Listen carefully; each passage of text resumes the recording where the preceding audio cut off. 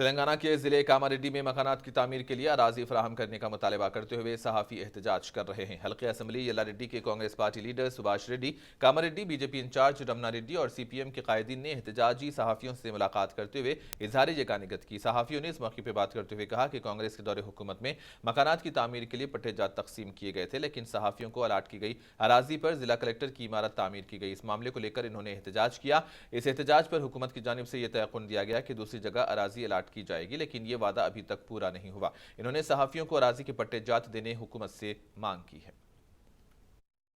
जो जर्नलिस्ट थे 2008 में, उस वक्त के मोहम्मद अली शब्बीर अपने इक़्तिदार में जर्नलिस्ट को 2008 में यहाँ सर्वे नंबर 527 में जो इसको प्लाट अलग करे थे, पट्टा सर्टिफिकेट रख लिए, खुश थे और तकरीबन जो है सो उसके अंदर बेसमेंट लेवल तक बना लिए। हमारे बगैर किसी नोटिस के डिस्ट्रिक्ट बन गया, बल्कि वो कलेक्ट्रेट ऑफिस के वहाँ से ऑक्यूपाई कर ले खींच लिए।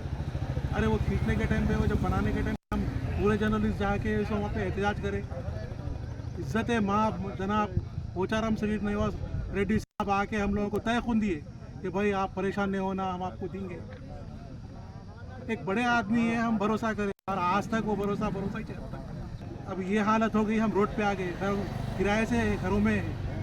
तो अभी ये जो जर्नलिस्ट के लिए रिहायशी जगह के लिए डिमांड किया जा रहा है, उसकी हम भरपूर तायद करते हैं।